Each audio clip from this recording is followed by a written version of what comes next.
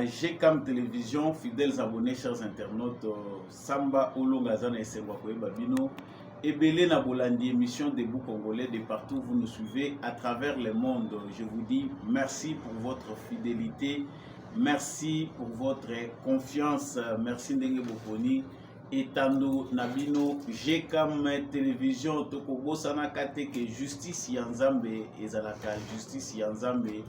Moto moko te aishapaka na contrôle nango yo moto okosalaka mabe omimoni yanke to pe okosalaka mabe okanisi moto azomona yo te yeba yango ke tôt ou tard tu finiras par récolter les fruits de tes actes. Salaka kaka malamu po justice ya Nzambe ezalaka ya Kongo soko échappé yo ya Nzambe eko échapper na contrôle nango te.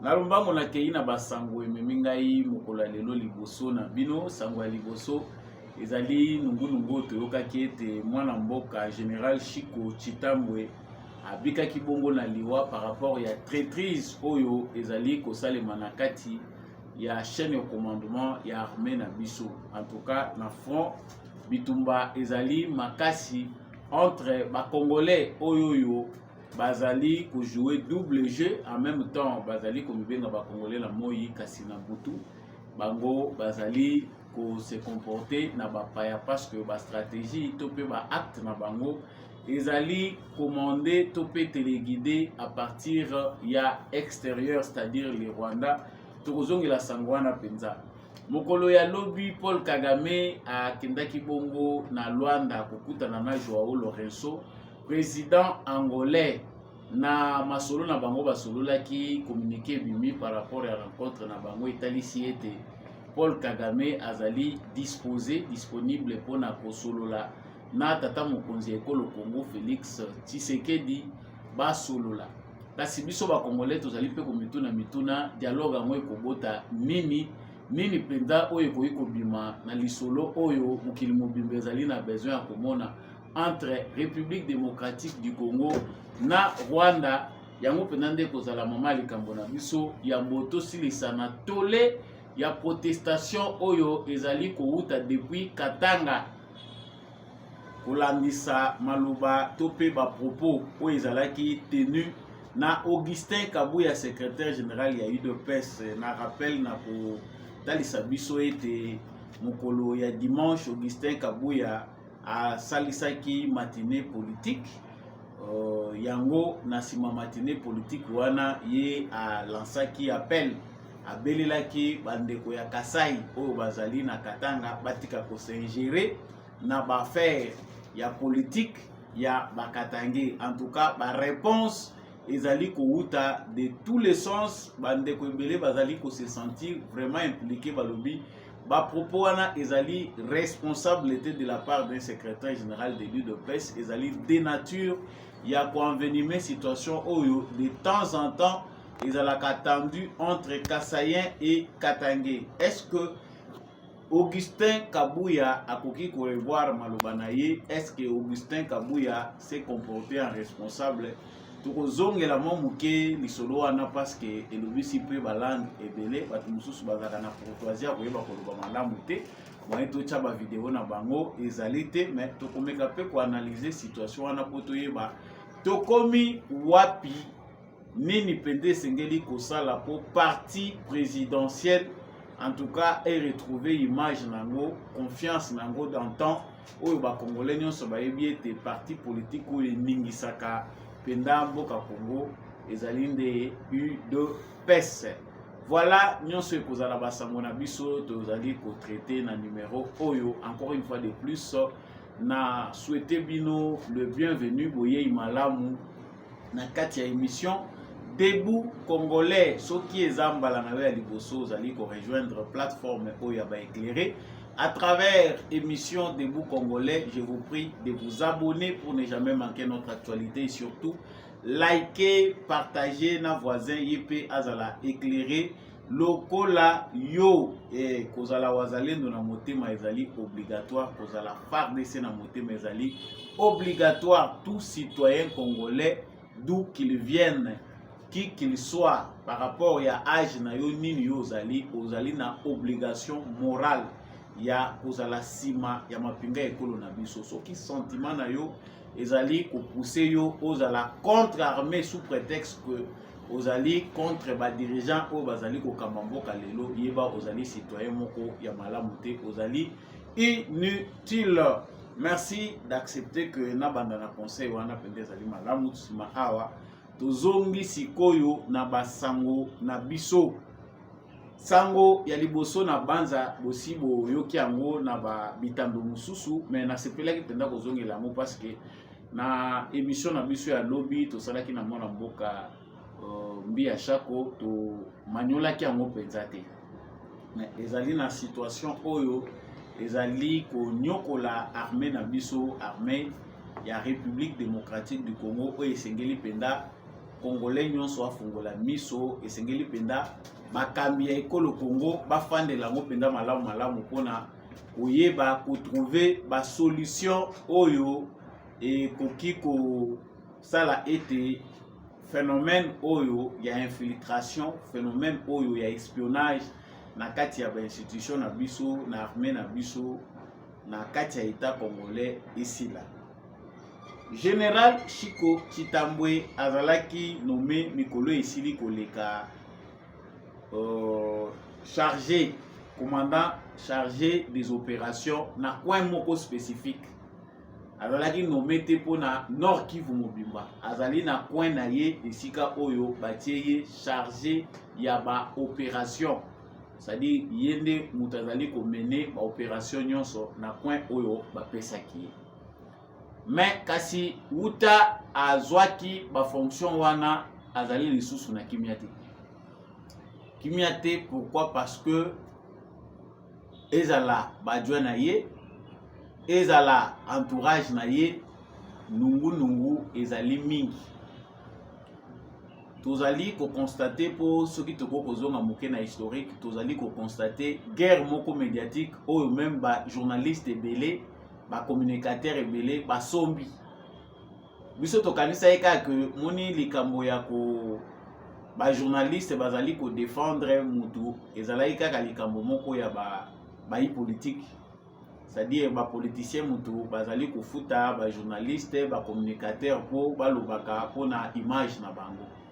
Mais là tout moni que ezali na catégorie moko ya ba communicateur na ba journaliste oyo bakomi payé soit pour na saper action ya armée, soit ko décrédibiliser armée, soit ko la propagande ya ba officier militaire Songolo Pakala, soit ko décrédibiliser ba mususu. Ezali attitude oyo tozali ko observer na ba médias congolais. Totai komona tango to perdre depuis week-end oyo uti koleka déjà partir ya jeudi vendredi to perdaki ba localité tango tozalaki na ko s'affronter na ba terroristes et armée rwandaise. Mais ba congolais belé ba réaction ezalaki teintée d'émotion. En tout cas tolandaki na ba vidéo ebele o na ko kozwa ta ya kochawa te. Bandeko ebele bazali ko s'attaquer na général Chiko Chitambwe. Balobi depuis azui fonction azali ko sala eloko moko te aza foutu. C'est quelqu'un qui ne mérite pas poste au batieye tokanisaki ki akozala mutu ya malonga mais azali na port moko te a pesi depuis azui fonction tozali ko continuer ko perdre ba position tala sikawa ba position ebele ba localité ebele to perdre yango sans que asala quelque chose. En tout cas, ce sont les informations qui sont parvenues à nos oreilles. Peut-être yope mutozo landanga oyoka ki yango. Beaucoup de critiques et les critiques là, ils allaient toujours kulanda Chiko Chitambwe te. Ils allaient ba critique tout le monde parce qu'aujourd'hui ba spécialiste et guerre ba komi ebele na médias congolais. Sans toutefois même se baser sur l'histoire, okuta muto yebi même histoire te, mais azali couper sa ba commentaire, azali kokota likambo oyo azana maîtrise nango te. Pourquoi? Parce qu'il y a ceux qui payent l'encre de l'autre côté. Nous avons un gouverneur, nous avons un généraux, c'est-à-dire que est, c'est soit soit critiquer. Mais qu'est-ce qui s'est passé avec le général Chico Chitambwe? Makambo oyo tolobaka utakala soki nga na lobby oyoki bandeko mosusu babengi nga balobi ono te bodivize armée te baleki oyo baza banouvelle recrue bazali koya bazali mpe koya korenforcer biso bancien apport na bango ezali makasi parce que bazali relève bango mutu bakoassure relève mpona lobby tozokomona ke armée ezali kose rajeunir tozozwa bato ya sika. Mais nous avons un problème sérieux qui se pose avant la fin de la bino parenthèse. Il y a makambo ya général Chico Chitambwe. Il faut na mekakomani la penda likambo. Toza na problème moko sérieux. Il y a rajeunissement ya armée na biso, réforme ya armée na biso. Les problèmes que nous avons ezali ba traître oyo toza na bango na kati ya armée na biso ba komi lokola épine sende na se ya lokolo pour to arriver te à mener à bon point réforme ya armée ndenge vision ya tata mokonzi ekolo eza kolinganga ba généraux ebele oyo toza na bango ba colonel ebele oyo baza na ba opération na est ya Congo bazali na système oyo bango basi bamesani nango na façon na bango pour travailler. Félix Tshisekedi qui a accédé au pouvoir asi atalisi déjà na armée mobimba moto moko ta kolobaka yebite oyo ezali vision na ye pona armée ya République démocratique du Congo. Il a besoin d'une armée républicaine, ba militaire, il faut se dissocier na ba affaire politique parce que ezali ko relever na domaine na bangote. Les militaires ne peuvent pas être des politiciens. Je pense que Félix Tshisekedi l'a dit. Kabila nano atikala ko vendre ba militaire te ko yebisa bango. Mais Félix Tshisekedi a vendu ça qui corps militaire na biso nyonso ba officier supérieur ya armée na biso pona kotalisa bango que soko lingi ko sala politique longola tenue kende ko sala politique à la place ko sala politique na kati ya armée. Olingi commerce longola tenue c'est simple kende kosala commerce tozali ko souffrir awa na likambo héritage oyo afudel etikeli biso na Joseph Kabila. Cet héritage de brassage, de mixage et des Congolais qui ne sont plus loyaux envers la République démocratique du Congo. Nous avons une catégorie de généraux qui doivent les remerciements pour leur richesse na Joseph Kabila. Bango déjà bamiyeba bango moko ke ndenge Félix a accédé na pouvoir boye ils n'ont rien bazana na volonté ata moko te à servir Félix Tshisekedi parce que basi bakoma ba riche Kabila muto rendre bango riche na système o bango bazaki déjà habitué na bango kama Kabila ne demandait pas plus que sa propre sécurité. Pour Kabila piller voler faites votre commerce mais bon inquiétez pouvoir oyangai. Ba généraux congolais, ba officiers militaires na biso ebele supérieur, basi ba mesana na attitude wana na rythme wana. Aujourd'hui, 5 ans après Félix Tshisekedi au pouvoir, nous sommes encore devant ces défis-là. Bano yo bazali formés, parce que tozali déjà 40 000 hein, déjà formés. Soki to lobby to landela lisusu ndenge ba musu bazali na ba formation ane o tito koma na ane eza koya. Tokozanga te ba 80 000 nouvelles recrues wana oyo lelo bako bazoya lokola énergie ya sika pona armée na biso. Mais défi munene oyo ezali ko se présenter lelo ezali ba vieilles habitudes. Indiscipline oyo ekota na armée na biso sur base du mauvais système oyo Joseph Kabila entretena payé moko avant disaki ezaki politique na ye. Ezali konyokola mitu ya ba militaire ebele congolais.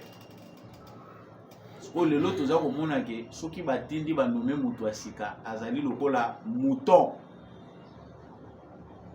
Bake kochai na kati ya ba lion. À moins que Nzambe ye moko alobake mutu wana abika.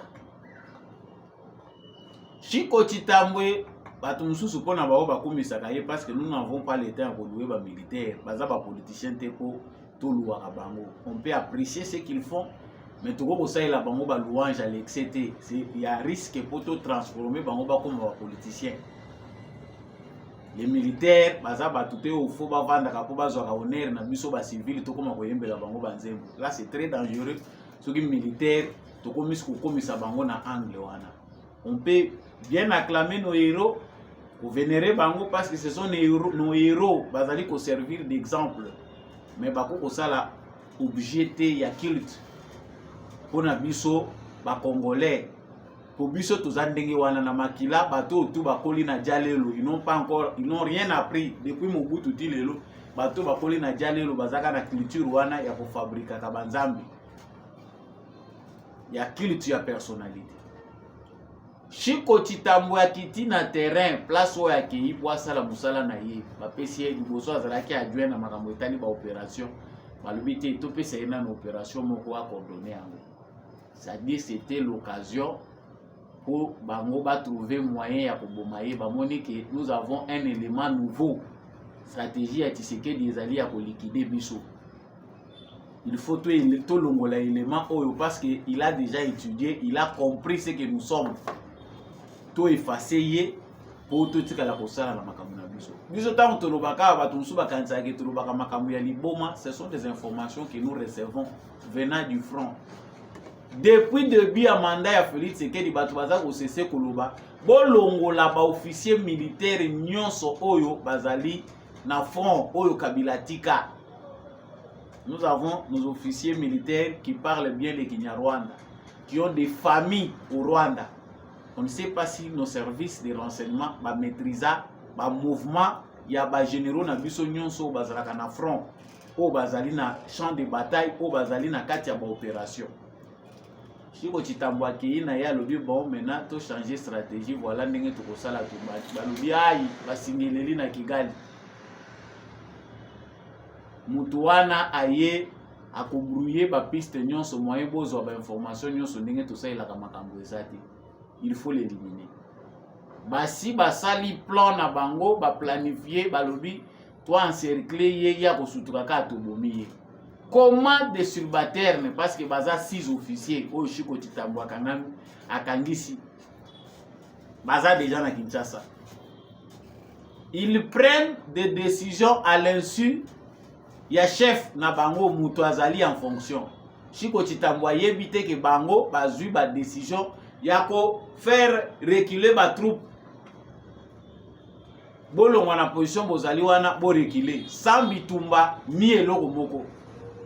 Ya surtout kaka ke ordre kuna epesa maki ke non il faut ba replier na ba position bazali. Pendant ce temps-là, Chiko Chitambwe za koluka benga adjoint na ye pona kotuna ye mais situation eza ndenge nini waya aza ko atteindre eta kangi na téléphone.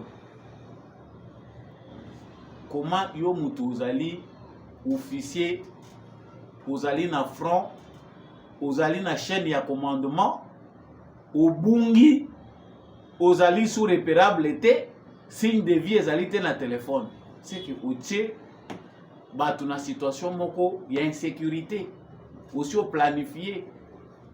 Donc Chiko Chitambwe soki ezalaki pona garde na yete ya linga sutuka tulunga toza Mamadou Ndala mususu atulunga to banda kolela ya alors qu'il n'est que dans ses débuts pour nous prouver aussi ce qu'il peut faire, ce qu'il sait faire.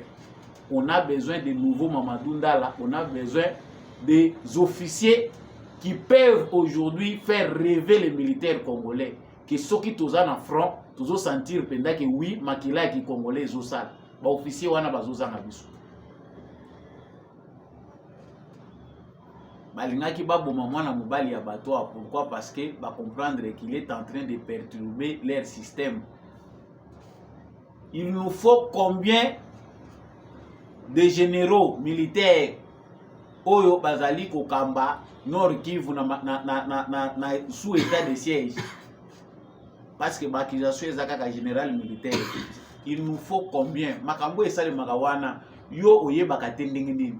Comment les généraux militaires ou azali gouverneur ya Nord Kivu gouverneur militaire akoko zalaka sous-informé na ba situation ebele boye. Soit il est déconnecté totalement de la réalité à ça s'impliquer na yena bakopo me makambongo, soit il est complice. Basinga elelaka na Rwanda tulobaki na Michel Lekaki, cher président de la République, est-ce qu'il n'y a pas moyen de changer les stratégies? On ne peut pas vendre sa base moko stratégique au chef d'état-major avant de la na est ya Congo. Pourquoi les rapports sont de loin? C'est que chef d'état-major peut tout bachiwewe uzoko banga pour vendre la puna. Parce qu'un chef d'état-major oyo penda comprendre makambozo les kapuna ba magui eza trop. Il faut insister, être sur place. Yo moko tout le temps ozako presser bango bozana point nini. Yo osaila ngo kana Kinshasa. Ligne sécurisée boso lulaka kana Kinshasa, c'est quelque part. Oh soko ozako tala ba officier wana bazana proximité na Kigali. Proximité eza makasi. Toza koloba que service à renseignement ya ba Rwandais et Tchambongo ebele, les Rwandais mettent plus de moyens dans l'infiltration et l'espionnage que dans l'armée na ndenge ezali boye. Système rwandais ezali beaucoup plus basé na infiltration na espionnage. Armée na bango ezwa kolanda sima. Ba yebi faiblesse na biso ba Congolais. Nous n'avons pas eu sérieusement un état dans les années qui sont passées avant Félix Tshisekedi a accédé au pouvoir. Ya on attend na lubaki Félix Tshisekedi azali refondation, renaissance ya l'état congolais. Il faut te comprendre le concept. Félix Tshisekedi Mutazoya kubanda ko prouver que le Congo est réellement un état. Stratégie à Rwandais basi basomba ba officier militaire ebi. Mais bato à la place to continuer à la politique à bozui boche mutu ya sika bozui adjoint ya kalasa vanda kuna lubaka kinya Rwanda boche. Ça devient compliqué. Ou soit carrément la zone wana ezali swahiliphone. En tout cas, essayer d'éloigner bato nyonso bazali natif, bato tout bazali swahiliphone, les mettre dans d'autres coins. Comme quand nous changer stratégie na ndenge wana. Est-ce que ezali obligé que guerre wana na ba coin wana bato il faut ba mener makamukuna, il faut bazala kaka bato yo bazali ko maîtriser swahili oyo balobaka kinya Rwanda. Makambo pe eza ebele kuna. Tango pe balobi que mutoyo azali coopérer na Ruchuru na Masisi, il faut azala kaka mutu oyo aza ko maîtriser Kinyarwanda. C'est par rapport à quoi? Il doit être assisté na mutu moko aza ko loba Kinyarwanda pour à comprendre l'opération ndenge za koleka. On met entre parenthèses, il y a beaucoup de choses à commenter là-dessus, mais tozali ko senga na chef d'état-major général il y a FARDC, vous allez poser dans la maison militaire, il y a président de la République, na président de la République en tant que commandant suprême, mais ce qui est l'aliawa, il y aura encore d'autres sacrifiés. Mamadou Ndala Babomaye Nanko. Mais ici, tu as vu que l'intention n'est pas de faire tuer Chiko Chitambo. Ce qui, il ne faut pas koufa, il faut qu'on nettoie les sous malam. Tu as vu que c'est difficile. Que c'est compliqué si dans une armée, dans une armée, il y a trop de commerçants qui voient maintenant l'intérêt au Yabango. Donc, minerai oyo ezali ko yiba mana est ya Congo, c'est aussi en connivence avec des généraux et des colonels congolais. Nous l'avons dit, c'est très important, mais ceux qui peine ezali lourdeté pour na batu baza ko sala biloko to sala musala ya kudu. Parce que il y a des histoires où ils sont quand même procédés. Na armée ezali point oyoyo basala ka aventure té. Ceux qui mutu aza ko comprendre que dans l'armée il ne faut pas trahir serment, ne jamais trahir le Congo. Il faut les liquider à Koufiatika exemple na batu mususu. Mais oya biso bazo ya kaka Kinshasa. Prison pe ya makala eza kotonda bazo désengorger eza kotonda. Bozo bomba bango na makala bozo ko bomba bango na ndolo. C'est créer encore nous mettre en sécurité kocha bango tant to yebi que contentieux ezali soki bosali inventaire penda ya malamu. on aura des contentieux pour les gestionnaires, il y a la prison centrale, il y a la prison, il y a Makala. Entre guillemets. Kagame akendaki Luanda, lobby. Bandeko bele bakomeli ngai, Samba Olonga, Barwande, bakoti na awa na Angola, Barwande, bazako luka ba attaquer déjà RDC. Joao Lorenzo a trahir déjà Tshisekedi, Barwande, bakoti. Ce que je sais, avant de kota pourquoi Kagame ayaki na Rwanda, tout kota d'information na. Tout ce que nous savons, est que Kagame craint beaucoup pour sa sécurité. Ce qu'il faut dire, c'est que dans autant la l'aise, au moins quelque part au talibou lobby, en tout cas Motoyo, Azo Mimona n'a eu un problème malgré tout ce que les gens pensent.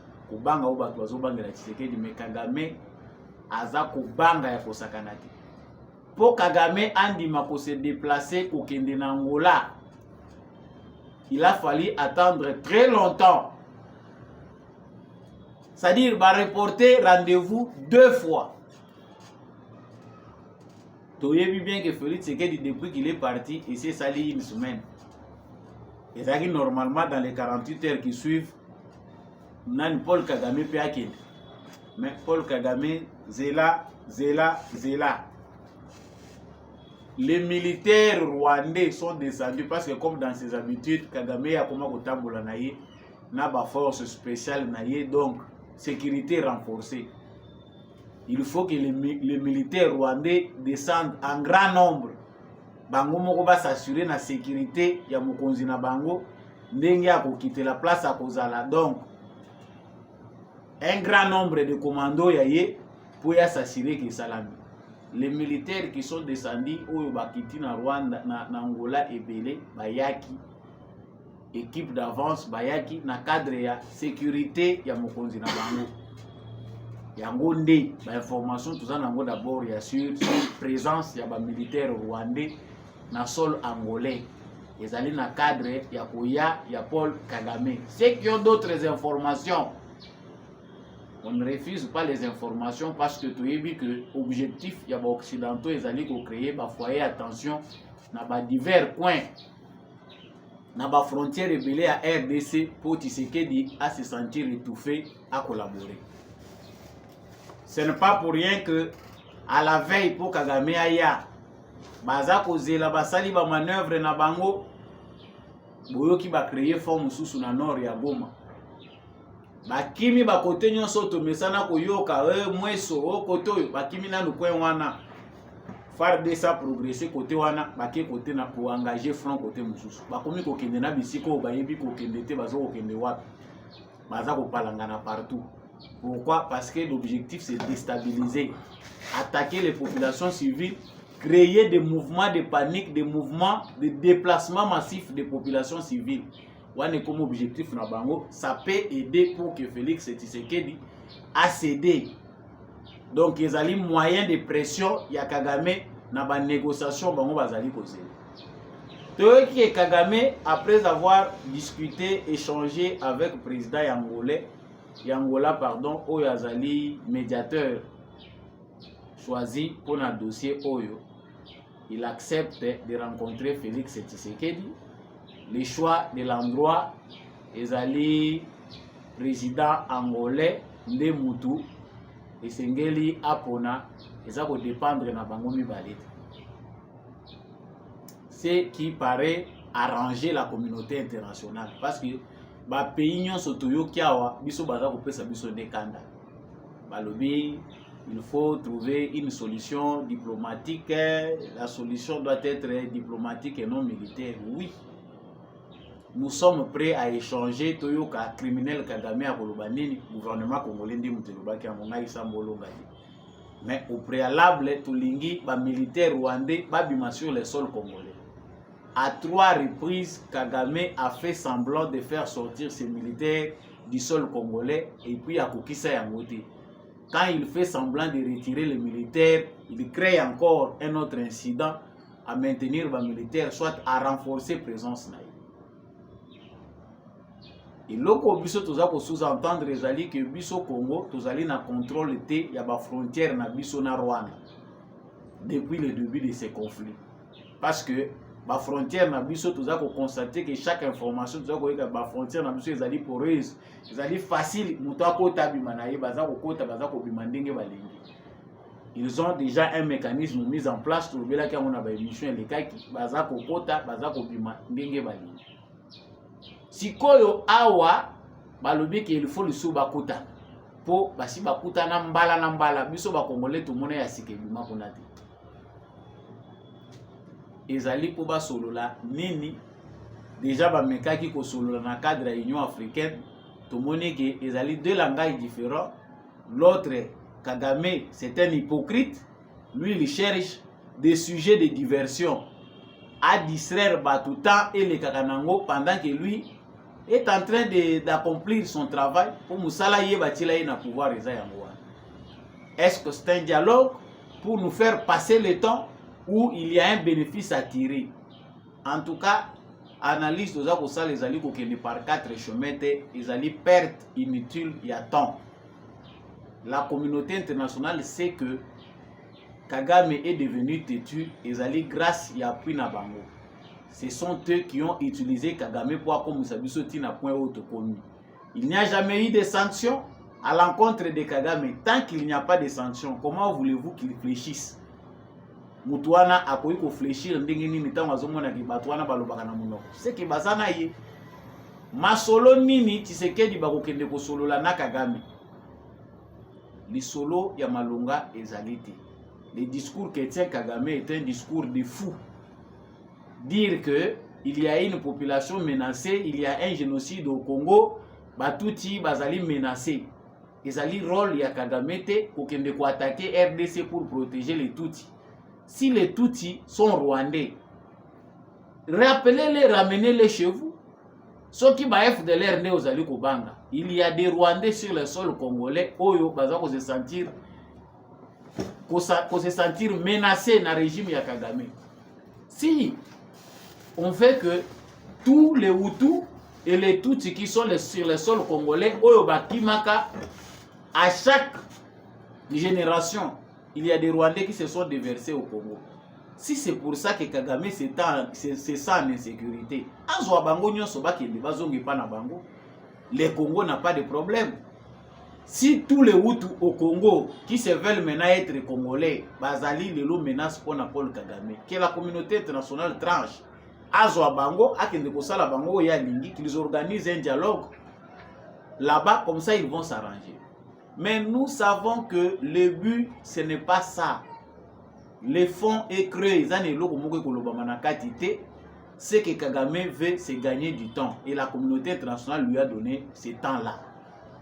Et l'autre mounene oyoba congolais, biso toza ko senga na président na biso Félix Tshisekedi, c'est que les Congolais ne cessent de s'inquiéter de votre sécurité. Se déplacer de temps en temps au Kende Koyamba Batouana, pour les Congolais ça ne rassure pas. Pour tous les gens qui ont mais la marge de manœuvre que nous laissons à Félix Tshisekedi, ils allaient marge nini, c'est lui le président de la République. C'est lui le numéro 1. Pour Azako, il doit renseignement et belé l'information de la République démocratique du Congo. C'est lui qui doit savoir, il doit aller ou pas tirer aussi l'expérience à partir de ce qui s'est passé dans Mikolo Lekaki. Nini oye penda Singelia Sala. Est-ce que Singelia Kende? Félix Tshisekedi n'a pas le choix parce que c'est toute la communauté internationale de Bazali ko pressé ye Kende. Des fois Félix Tshisekedi azako Kende te po il est têtu, azako yoka biso ba congolais te, mais c'est pour ne pas rester aussi seul en quelque sorte. Nous sommes seuls, mais il ne peut pas dire au monde entier que voilà, je m'en fous, je n'en veux pas. Non. Atiki brèche pour que diplomatie continue comme ça là, pour jouer rôle nango. C'est-à-dire on peut aller to keika kandenge le baluba kati dingishe formalité. To keika rapoto kende soki to keyi kuna oye ko sala mesala mi biso pe to pesi position na biso olé non na biso ezala non moko radical, tozala na non moko catégorique.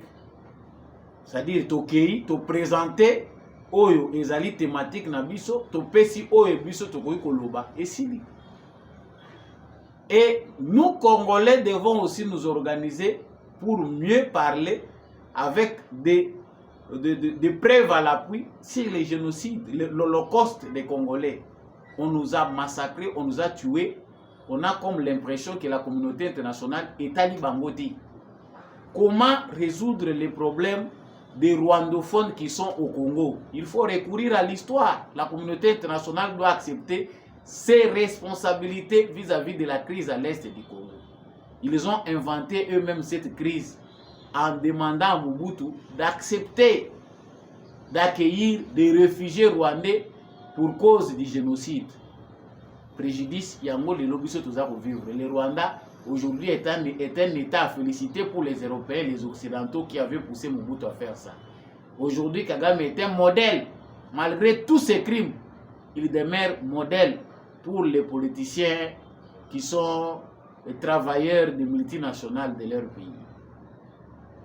Chers Congolais, organisons-nous aussi de notre manière pour mieux faire parler de nous.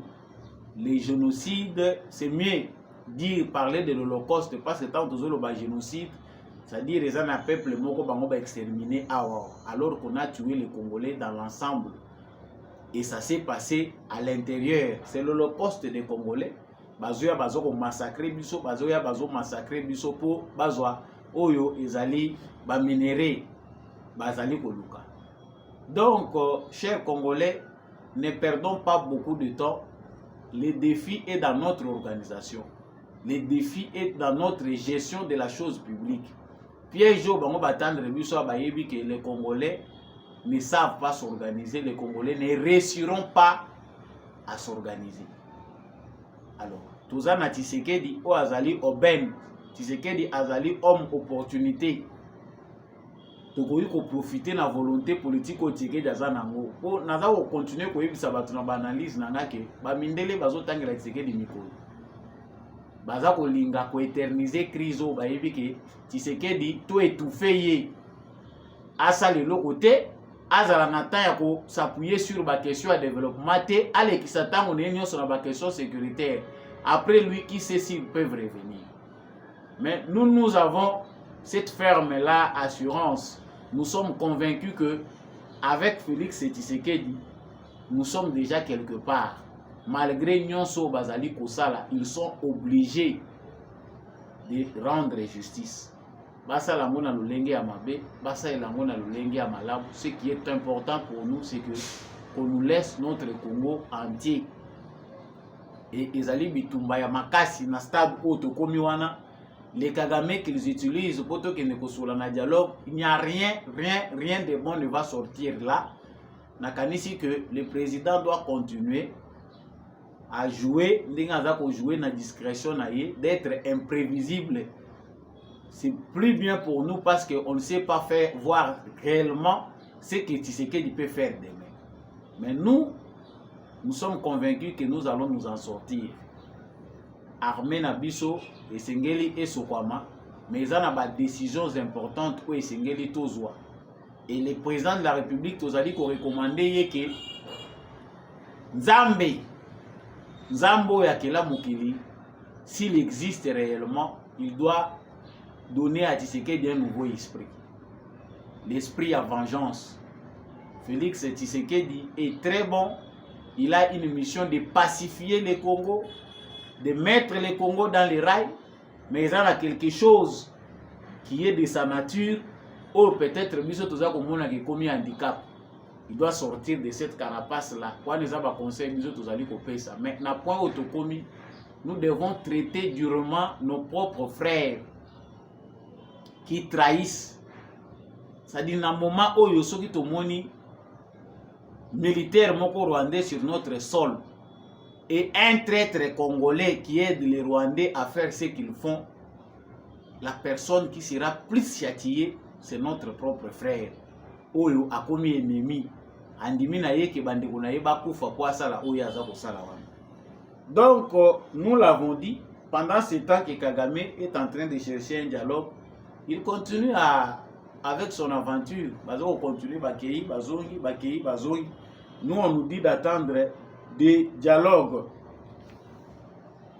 Je termine ici avec le point d'Augustin Kabouya. Moi na boute ndenge babenga kaye par ce qu'il aime bien. En tout cas, nazongi les sous na point oyo parce que zo ça la débat. Secrétaire général, il y a eu de PES, Athéna qui va propos Oyo. Voilà.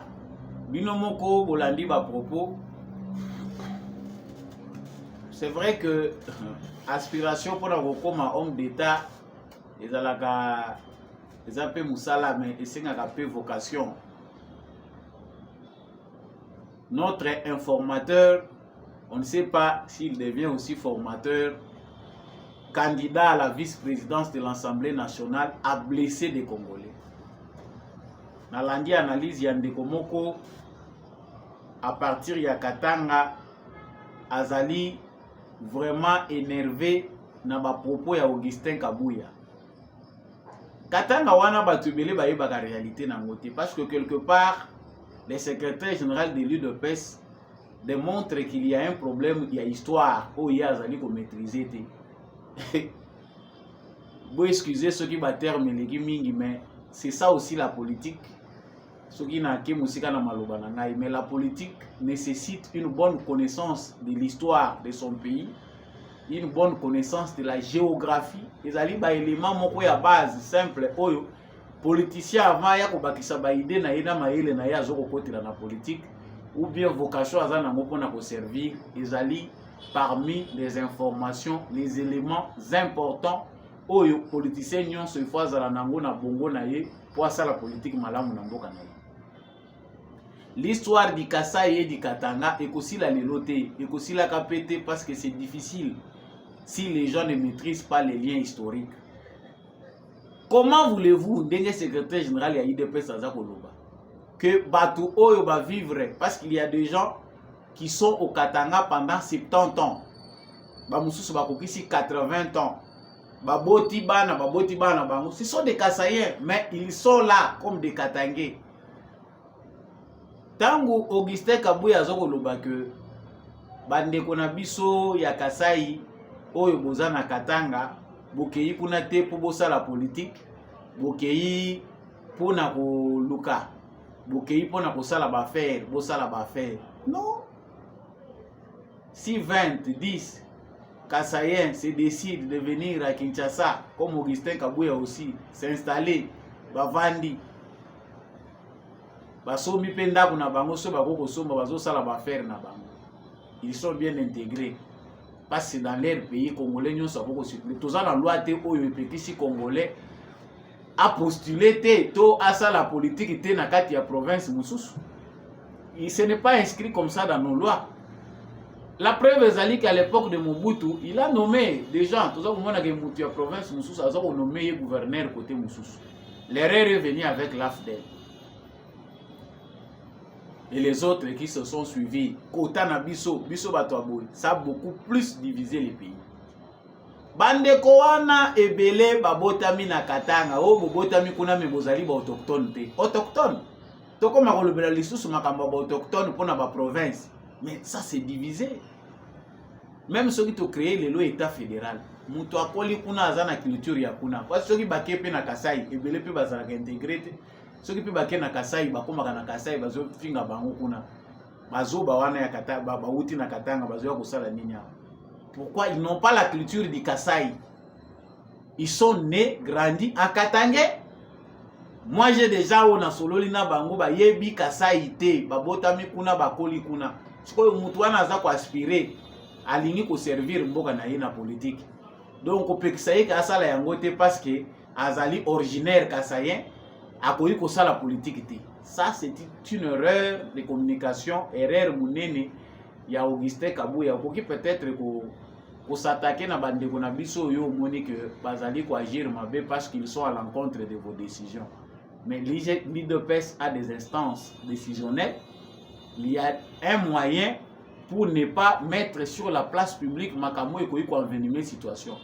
Ba propos to condamnaki yango tango euti e pa bana successionniste Munongo. Dominique Munongo alobi awa to lobi ote